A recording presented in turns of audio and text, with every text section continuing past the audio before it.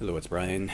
Welcome back. This is part 5 of 8 parts, ranking all Smith's tracks from number 73 to number 1. And if you're getting bored, just remember there's only 3 tracks, or three videos left after today.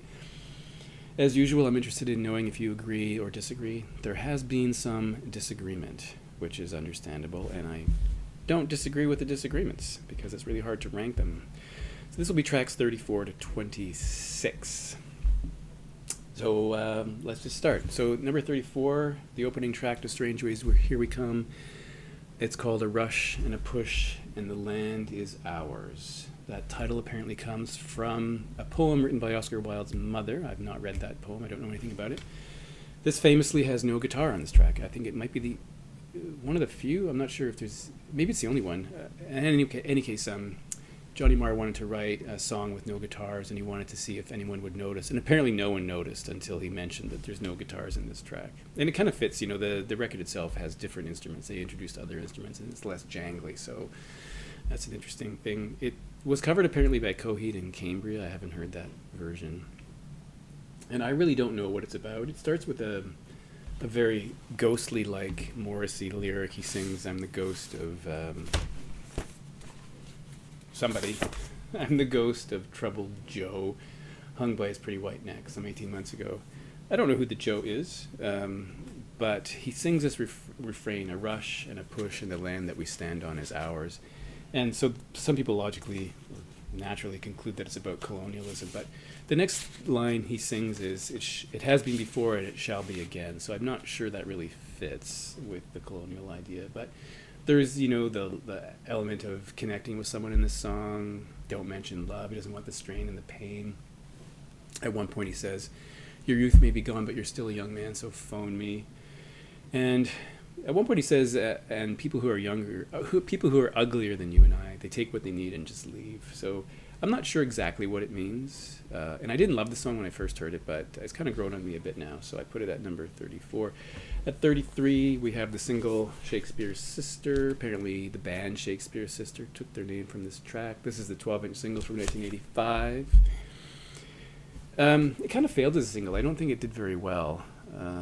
And Morrissey, I think, at one point said it was about throwing off the shackles of depression, getting out from under your parents, making a life for yourself, doing what you want to do and living your own life.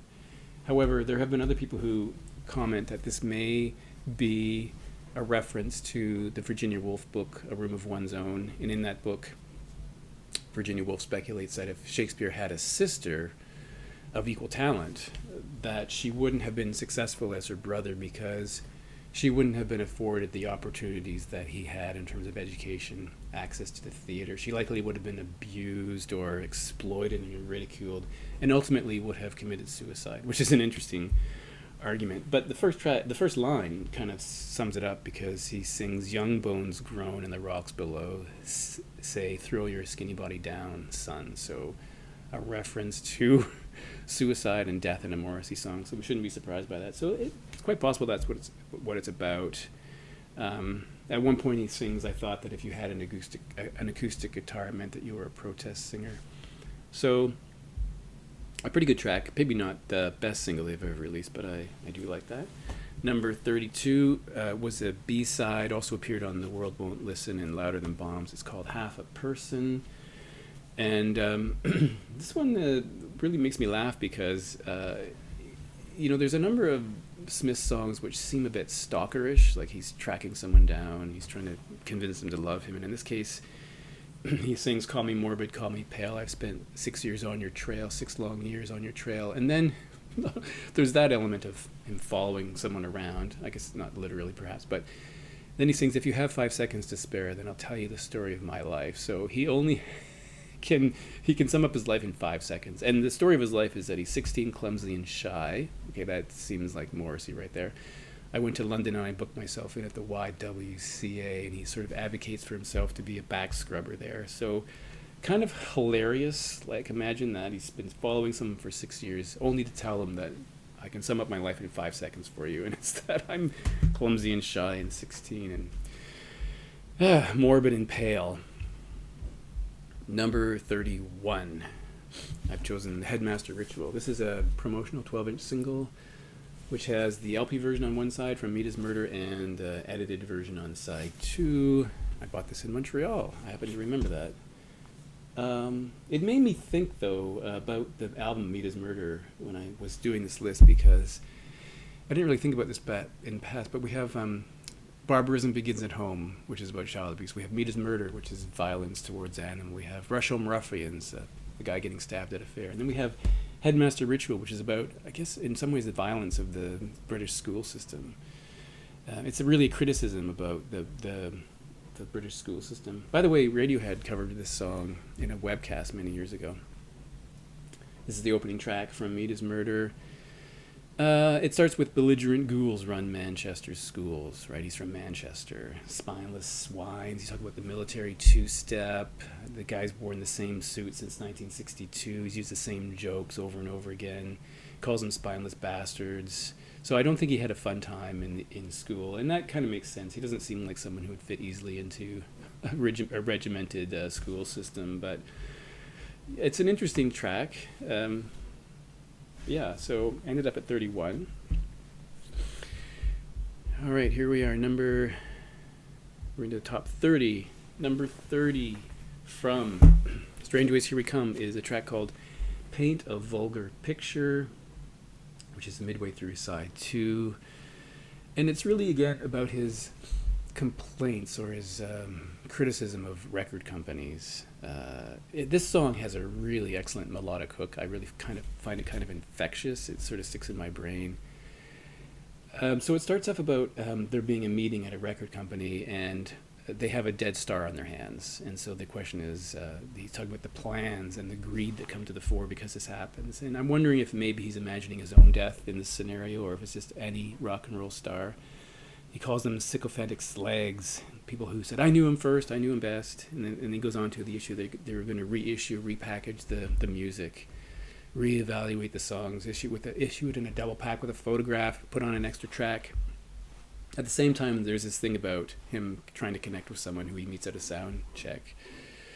He talks about the fact that he's faceless and fawning and boring. But then back to the record company thing. Best of, most of, satiate the needs, slip them into different sleeves, buy both and feel deceived. We talk about like new entry, re-entry, world tour, please the press. And then he actually refers back to another song in which he says, you just haven't earned it yet, baby, referring to that other song. Again, oh, by the way, there's a washing machine going, if you can hear that.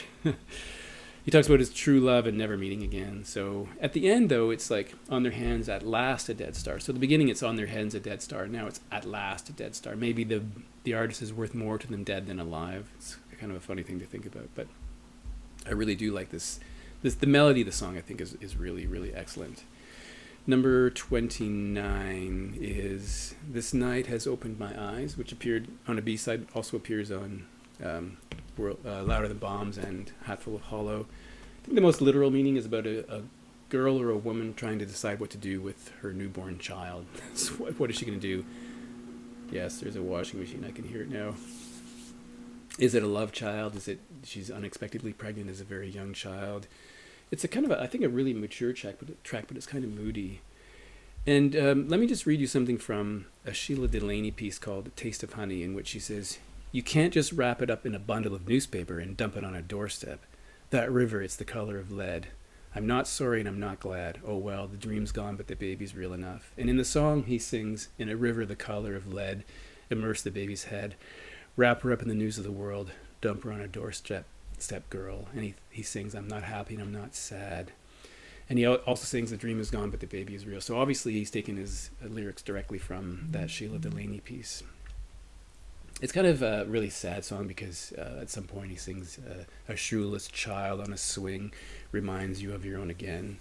So what the decision here is not clear because he sings, you could have done, she could have been a poet or she could have been a fool, you did the bad thing, or the dream is gone and the baby is real, you did good things. So it's hard to know what the decision is, but it's actually a fairly mature song. Now, number 28 is a track from The Queen is Dead, Never Had No One Ever, which is on side A, the fourth track. Not a lot of lyrics, as you can see here, because this is the track here, and there's only like a paragraph because it's repeated. So it seems to be a painful recollection of his time in Manchester as a youth, because he talks about walking without ease on the streets that you were raised, where you were raised. I had a very bad dream. I had a really bad dream. It lasted 20 years, 7 months, and 27 days. That line always makes me laugh. I'm alone, and I never had no one ever, so he's alone. That's what we expect from Morrissey now. And then back to this idea that he's maybe stalking someone, because he says, now I'm outside your house. I'm alone and I'm outside your house. I hate to intrude. Oh, like, I guess there's a lot of... And this album has 3 or so power ballads that are really kind of sad and mournful, and that's one of them. And it's actually a pretty good track. 28. And let's go back to... Now we're up to 27. A track called Unlovable, which appears in a number of places. It's also the B-side of Big Mouth Strikes Again. I find it sort of surprising this was left on a B-side, because it's actually a really engaging track. He actually says, I know I'm unlovable. I don't have much in my life, but take it, it's yours. There's not much to say about the song. It's pretty obvious that he doesn't love himself. And he just sings it over, and I know I'm unlovable. You don't have to tell me the message is received, loud and clear message received. Take what you want. I wear black on the outside because I'm black on the inside. That's how I feel on the inside. And if I seem a little strange, it's because I am. So, in the end, it's kind of a plea. But you would like me if you could see me. You would like me if you could meet me. So, I guess you'd call it a really sad song. Number 26 is Girlfriend in a Coma. This is the 12-inch single we've seen before, with some B-sides that I talked about early on. The first single that was released from Strange Ways, Here We Come. Now, when I first heard the song, I didn't really like it. I didn't know if he was trying to be funny, sarcastic, or if it was truly meant to be taken seriously as a sad statement. Because the lyrics are kind of hilarious. Girlfriend in a coma, I know it's serious. But it's sort of funny. There were times when I could have murdered her, but I'd hate anything to happen to her. So I don't want to see her, he sings. But he asks, do you think she'll pull through? And there were times when I could have strangled her. I'd hate anything to happen to her. Do you think she'll pull through? And then he asks if he can whisper his last goodbyes to her, to the girlfriend in a coma. Now, I didn't love it at the beginning. I sort of like it better now, but it only made number 20. Didn't make my top 25, just outside of the top 25, because something about the song is a little uncomfortable, and also the delivery of the song isn't perfect, in my opinion, but it's pretty good. So I will leave it at there, because now we're in a spin cycle. And so let me know what you think. I'd also be curious if you have any guesses as to my top 5 or 10 or number 1 even. That would be curious to know. But thanks for watching.